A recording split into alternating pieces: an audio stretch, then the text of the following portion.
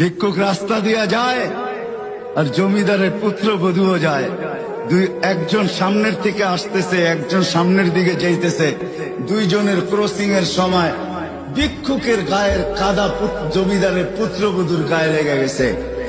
সে দুনিয়া আন্ধার করে ফেলছে, স্বামীকে টাইকা নিয়ে আসছে, বলছে ভিক্ষুক আমার কাপড় নষ্ট করে দিছে। সে শুধু ভিক্ষুক ছিল না, বৃদ্ধ ছিল। বৃদ্ধ ছিল না শুধু, জীর্ণ ছিল, শীর্ণ ছিল। শরীরে কাপড় ছিল না, ফাটা চিরা কাপড় ছিল। পায়ে জুতা ছিল না, পেটে ভাত ছিল না। জমিদারের পুত্র সইতে পারে নাই, যৌবনী শক্তি সয় তো সয় কি কইরা। তার স্ত্রীর গায়ে ভিক্ষুকের কাদা, বস সমগ্র শক্তিকে হাতে জমা করা, একত্র করা বৃদ্ধের গালে বসায়। বৃদ্ধ কিচ্ছু বলে নাই, শুধু উপরের দিকে তাকায় দুই তিনটা শব্দ উচ্চারণ করছেন। শব্দগুলা হলো ইয়া মাল্লাহ তারা হলো ওয়ুন, ও আল্লাহ চোখে দেখা যায় না।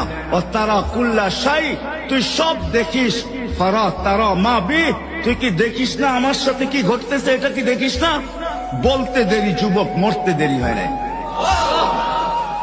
জমিদার চলে আসছে, প্রতিশোধ নিবে। বৃদ্ধের একদিকে মুস্কি হাসি, একদিকে বলতেছে প্রেমের খেলা এমনই হয়।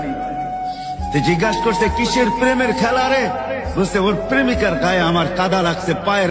ভিক্ষুক রাস্তা দিয়া যায় আর জমিদারের পুত্র বধূও যায়।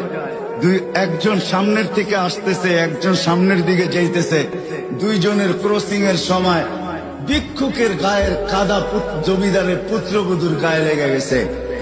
সে দুনিয়া আন্ধার করে ফেলছে, স্বামীকে টাইকা নিয়ে আসছে, বলছে ভিক্ষুক আমার কাপড় নষ্ট করে দিছে। সে শুধু ভিক্ষুক ছিল না, বৃদ্ধ ছিল।